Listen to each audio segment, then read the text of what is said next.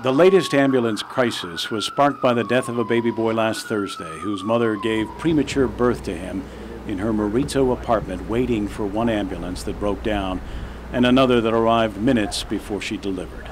The tragedy prompted the legislature's Health Committee Chair, Senator Dennis Rodriguez, to call for an immediate declaration of an emergency so that funds can be used now to hire private ambulances to provide service to the island. Bottom line is, let's use these private ambulances now, because even if in an emergency situation when it's declared, we're not going to get rigs in, tomorrow.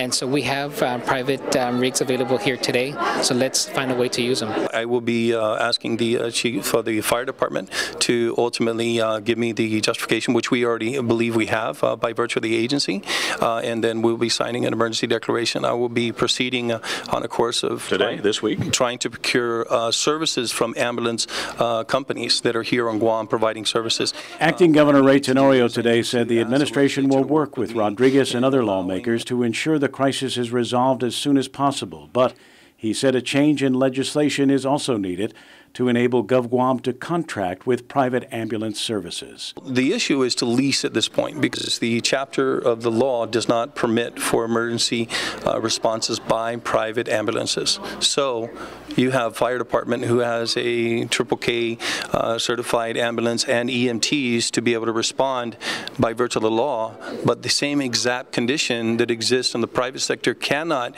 respond because of the law. So we're going to work that out with the legislature. Meanwhile, now acting Guam Fire Chief Joey San Nicolas told PNC News Friday that the money from the $500,000 from the Department of Interior grant is now in the bank here on Guam, and that requests for proposals will be going out tomorrow. Everybody is actively put this on their priority list. It's at the top, and we are doing our best to make this happen. But even that, then the normal process of the RFP, that it's got to go out.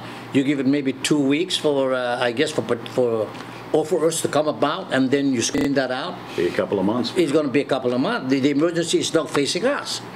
And this incident over the weekend just really brought to real focus really the serious inadequacy of the fire department. What I'm looking at is if he declares a state of a declaration of state of emergency, that it would bypass some of the processes that are in place that would take time to procure ambulances. But at the same time, asking the governor, the administration, to seriously look at leasing private ambulances.